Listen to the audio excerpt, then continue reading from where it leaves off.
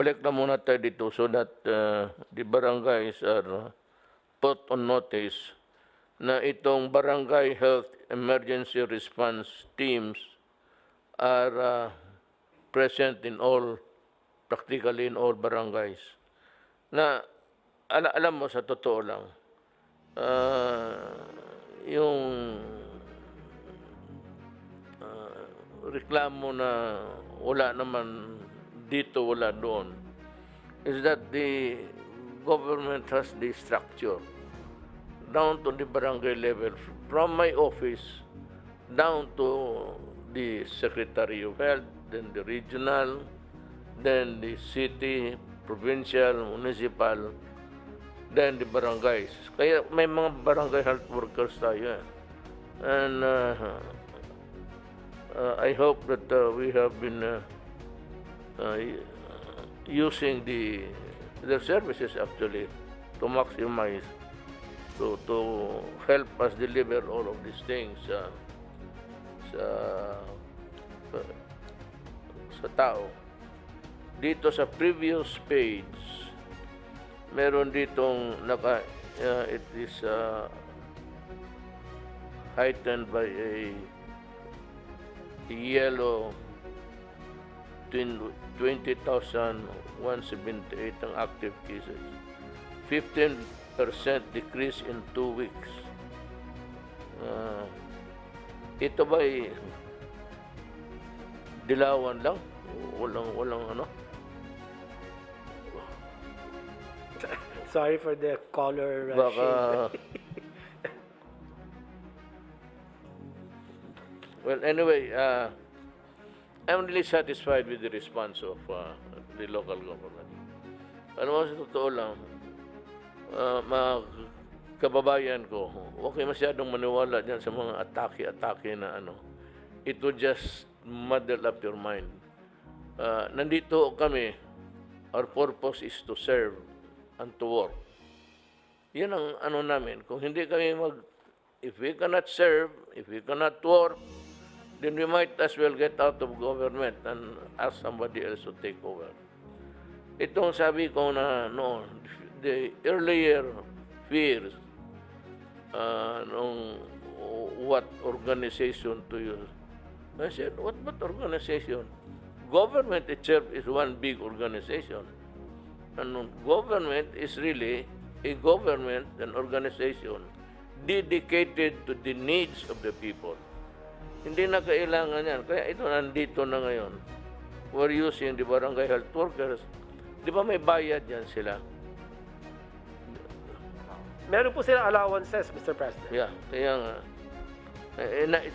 It's not the money, but that they're also, they get a little for the efforts that they are doing for the community where they live. Now, on other matters, gusto ko lang malaman ninyo, nakinig na kayo that for the rest of the Philippines, it's a modified general community quarantine, and the country which have to remain in the status of general community quarantine were named already.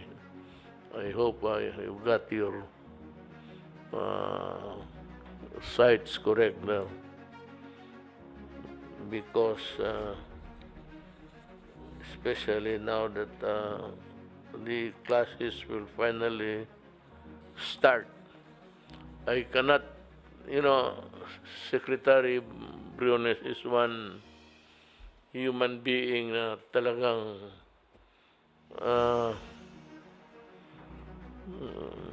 she can be adamant at times, but always insistent that even with this pandemic evolving in front of us, that education should not be put aside or just pushed in one corner. Para sa kanya, the way I see it is that you fight your COVID-19 and I will do my own thing.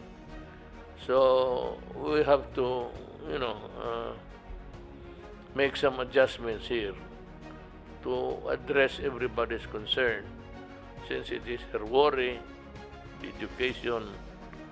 So let's give it to her, as long as the students are protected. Now, with the classes going to start, our student now will rely heavily on the use of electronics. I cannot discuss the specific gadgets because talagang ignorante ako dyan. I must confess. But itong the eternal complaint ever since telco came into being, it has been the agony of the Filipino people. Why until now, ang telcos natin is very poor. Far and wide in between the years of its introduction, ang telco from the beginning, or the telcos, right from the beginning, were already being complained of as not delivering the money's worth of the people. I don't know how to go about this, but I just appeal to yung mga telecommunications to can you do a better job? Is there life after this kind of service that you are delivering to the public? Kasi kung kaya ko lang na mag-isang salita, nandiyan na kaagad, matagal na itong tapos itong problema ng Pilipinas. And even in the matter of, sometimes the operations or expansion of telcos are hindered by the so many requirements from the barangays down, and ito namang community. Well, of course, you have every right. Every citizen has the right to air his grievance. But maniwala kayo, wala naman itong talagang let the telcos do their job, allow them to build the structures, towers, if you may, para naman ma-improve nila. It's a chicken and egg thing, which comes first. So, your cooperation or the seal of the telcos to do better. Yung iba, well, for one reason or another, hindi naman lahat. Medyo, and of course, most of the mayors are good. I am not referring to them. I'm referring sometimes to the locals, barangay, making it hard for the telcos to improve. So andyan sa dalawa, ako kung sa akin lang, kung madiretso ko ito. But one thing is, in the coming days, we have to talk about this. We have to talk about this seriously, actually. This has been bugging the country for so long. It pisses me off to no end, really, to be discussing this telco. Because ang karamihan, walang service dito, walang service doon. I said a chicken or egg thing. Whether because of the absence of the towers, they are not allowed to build or erected, or itong walang kapasidad itong telcos to invest more. Kung ako lang ang masunod na alam mo, Congress, I appeal again to Congress. I cannot fight corruption. I cannot find an answer for. I forgot that it was in my. It was within a gray matter between my ears. How to move people who are almost resistant to finding fault and resisting moves of government to improve. Wala eh. Bara-bara. So Congress might want to enact legislation. You know, it's not. It has not been done not in the Philippines. It's only done in parliamentary countries where the Prime Minister is grilled during the question hour. But I want to Congress to know that I'm ready to appear there in Congress and discuss with them. But they should allow me to talk first, then discuss how we can cut corruption, simplify the ease of doing business, has some recommendations, almost radical. But I will try to begin tomorrow shaking the tree sa PhilHealth. Bala ko mag-reorganize and impose upon them a single line of authority. No more so many, wala namang iba dyan eh. There are so many tables there in an office, hindi lang PhilHealth, na who can do the work, who can process the papers, without really having a discretion whether or not he should be hanging on it, sitting on it. Wala eh, basta kanila, magdaan sa kanila na hindi naman kailangan.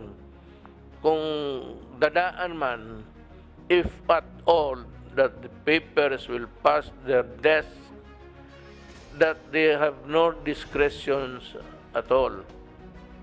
So, ang sabi ko sa Congress, limitahan natin. 3 days. That's enough. I'm sure. Otherwise, you guys are not doing your work.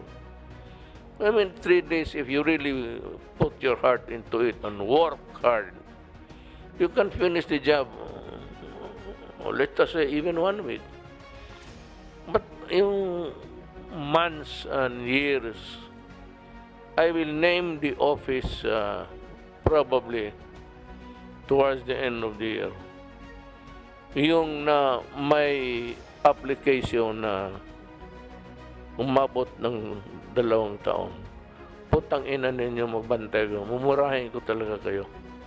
I will name you in public and put you to shame that I am suspecting that you are waiting for some remuneration that is not due you, and you are not doing anything. Naghihintay ka lang ng pera.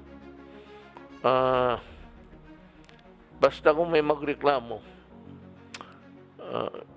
I encourage the citizens to, dito gusto ninyo, I don't know how long this program would last, but if you really want to have your complaints, you write me a letter and I will read it here kung sino yung nakahawak ng papel ng matagal. And maybe if it is inordinately delayed, I will ask the idiot to sit here in this table. Tapos buhos ko tong tubig sa mukha niya. You better come up with an explanation that is really good to hear. Because bang wala na ako ng pasensya na bastusin talaga kita. Or Congress can call me and we will discuss. I do not have any qualms about you setting up oversight committees. That is good. More people watching the people's money, the better. Wala akong ano dyan sa sabihin ninyo intrusion into the domain of the separation of power, because it's legit. You can do it and you can make it stricter and more hard for people to wala sabi ko nga sa ayaw ko kung sabihin ko ito sa inyo. I offered to resign as president. Pinatawag ko yung lahat ng sabi ko na kasi nagsasawa na ako. In my years of government, wala nang katapusan itong sa mayor. But being mayor is just a small organization. Talagang wala nang katapusan itong corruption. Mahirap talaga pigilin. Kasi mga pastillas hanggang ngayon, even with the investigation or the clamor for government to shake the tree, wala. Sige, hanggang ngayon, it's being committed every day. No, can you stop it? You cannot. There is no way. I'm telling you, with my experience as a prosecutor for the Tanod Bayan noon, I was a special prosecutor for the Tanod Bayan, ang predecessor ng ombudsman. But at the same time, I was a city prosecutor for Davao City. I was having a dual role there. I was sent out of Davao City to prosecute cases outside of my jurisdiction in other cities. I toured Mindanao several times, just prosecuting cases. Wala hanggang ngayon, wala akong nandyan pa rin. And it starts, even dyan sa yung land registration. You are really notoriously, even in the provinces, of sometimes the employees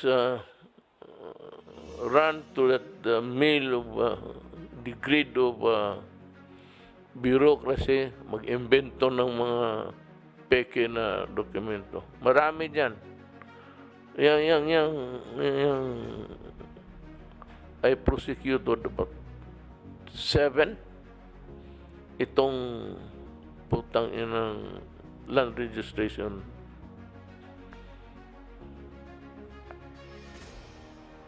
In fairness to Secretary Guevara, he was not yet around at that time. Bago lang yan siya ngayon.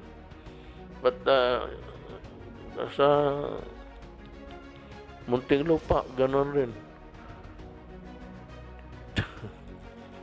Alam mo, panoorin nyo yung sine.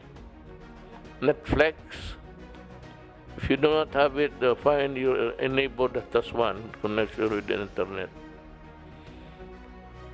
What is really appalling, I cannot seem to fathom, hindi ko maabot ang rason why the drug syndicates of almost all over the world is run by people who are in prison. Kagaya ng Amerika, ganun, di mafia. Itong dito sa Pilipinas, yun, galing dito. They do not really bother about, because in the end, they can buy their freedom and go out. Hindi sila not so concerned of how many tonelada ang... Kasi kung ako lang, kung mahuli kita, dali na kita doon sa Bonifacio o sa madilim na lugar niyan, I will hang you. I will not waste the bullet.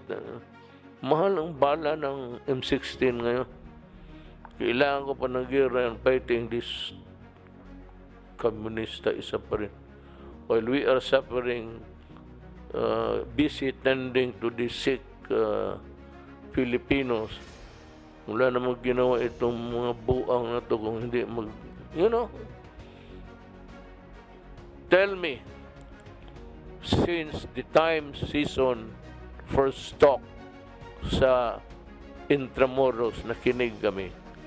Tell me, was there a time that you guys were able to hold a barangay dito? Influence, yes.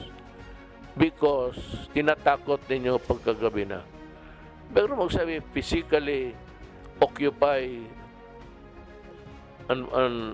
a town, even a barangay, the smallest, and proclaim independence or belligerency. Tell me, kayong mga Pilipino, kayong pumapasok pa, putang ina ninyo, mamamatay na lang kayo, iniiwan ninyo pamilya ninyo. Kaya ako nagalit nung sabi ko nga itong mga babae na ito, that led to that cry for women's Bisaya yan. It's an idiom sa Bisaya, yung mga ganon, yung mo,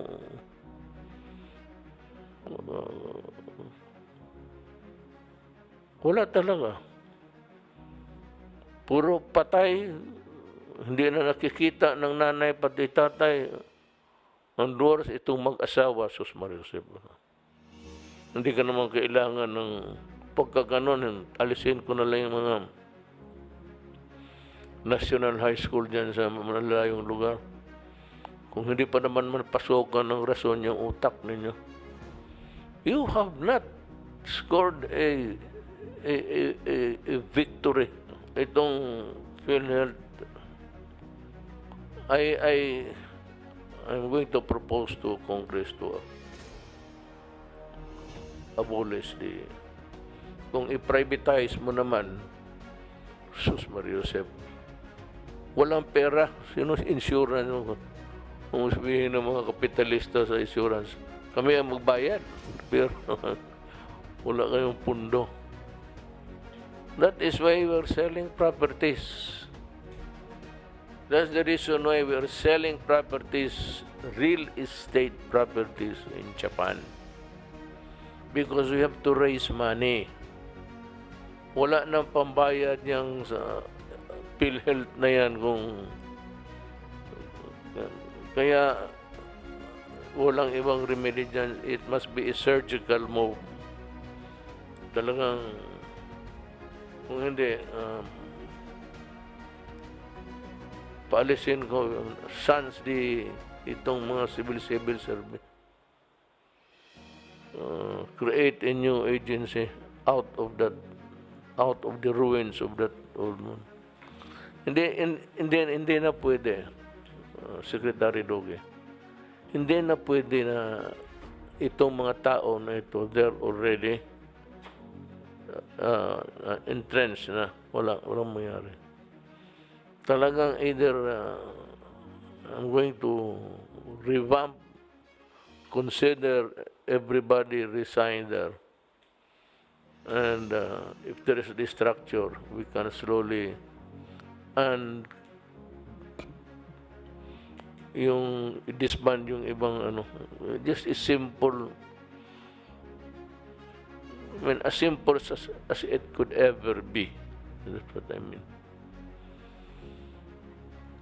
So yun ang mga, those are my thoughts sa mga kababayan. If I offended you with bad words, sabi ng pare, bad words.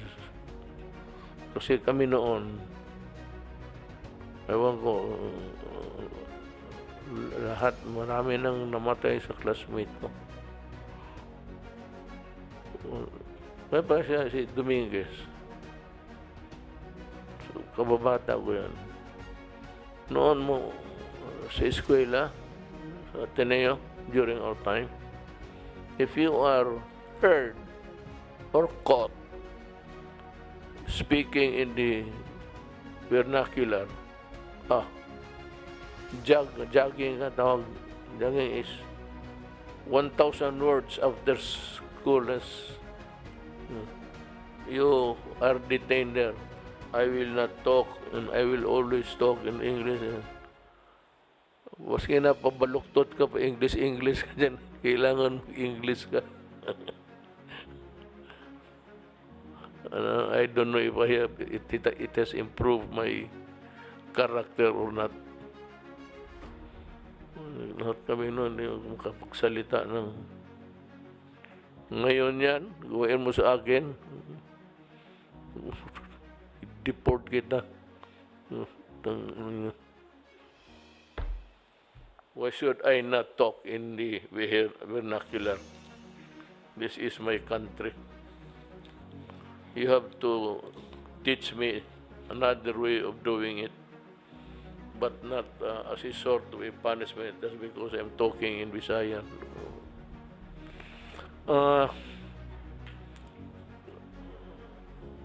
Yun lang po.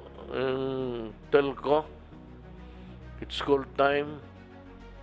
About a good percentage of our studentry are really dependent already on itong mga Facebook and whatever learning that they could get from there. Pero dyan din ang, democracy comes with a price. Kita yung sinabi mo niya kanina, may nagbabastos. It originated from a parochial private mga madre. So, ayan, I'm not, hindi ko naman sinasabi madre. Gagaling lang doon. I was being asked kanina by kami nag-uusap kung what sort of punishment. So, if minor, we'll have to deal with a minor. Minor is a minor. Pero kung matanda na yan,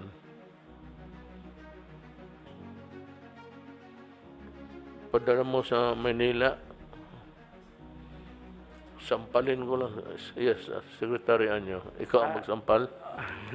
Nag-usap-usap na po kami nila Senator Bongo po.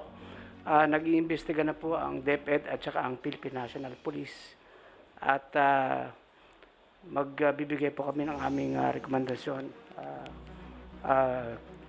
Maganda po talaga na tuluyan ang kaso ito para wag pong pamarisan. Correct. You know why? It is the Facebook is as wide as the universe. Ang use yan, it can create, lahat basto, create trouble, or wala nang magawa. It has opened a Pandora's box. Lumalabas na lahat ng lahat ng kaputahan na maisip ng tao, mailagay niyan. It has opened the Pandora's box, and I think that we should be stricter,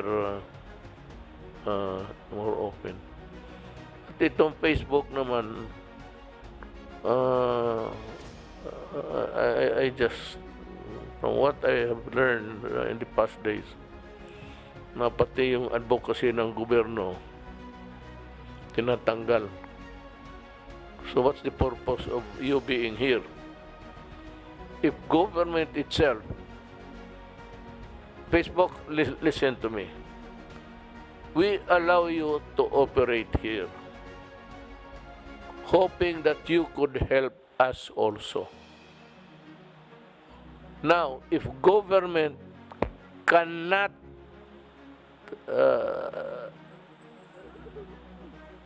espouse or advocate something which is good for the good of the people, then what is your purpose here in my country? Tapos yung left, ini-encourage kayo, then you believe in the left, and to the point of almost make a sweeping move to yung sa health, website ng health, military, we're fighting a war. You know, Facebook, insurgency is about overturning government. What would be the point? I said before, in my eyes, what would be the point of allowing you to continue if you cannot help us? We are not advocating mass destruction. We are not advocating mass massacre. It's a fight of ideas. And apparently, from the drift of your statement or your position is that it cannot be used as a platform for it's so convoluted, I cannot understand it. But ito na lang, tell me kung bakit hindi ko magamit para sa kapakanan ng taong bayan. Government cannot use it for the good of the people, then we have to talk. We have to talk sense. If we are promoting the cause of the rebellion, which is already, which was already here before you came, and so many thousands of my soldiers and civilians dying, then if you cannot reconcile the idea of what your purpose is or was, then we have to talk. I don't know what I will do, but we have to talk. Hindi pwede na, you cannot lay down a policy for my government. I allow you to operate here. You cannot bar or prevent me from espousing the objectives of government. No government in this wide world espouses killing or execution or whatnot. But you know that there is a left, that the left is the National Democratic Front. And that's the, then they have the New People's Army as an organ of that. So, kung hindi tayo magkaintindihan dyan, mag-usap tayo ulit.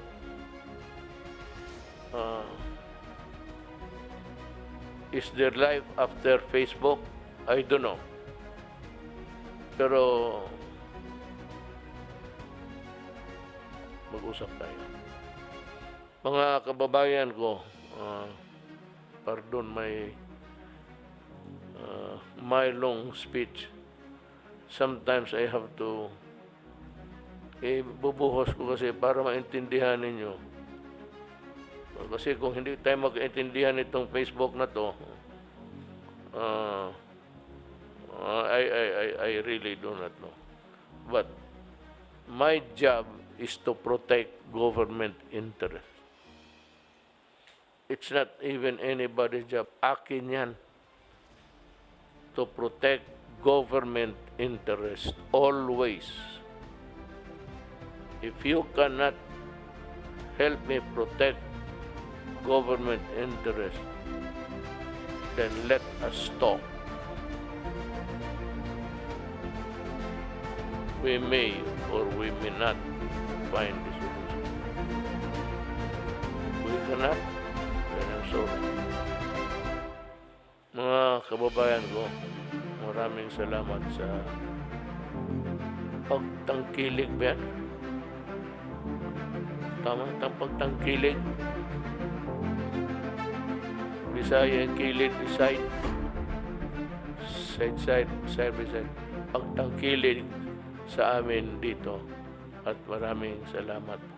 Magandang gabi.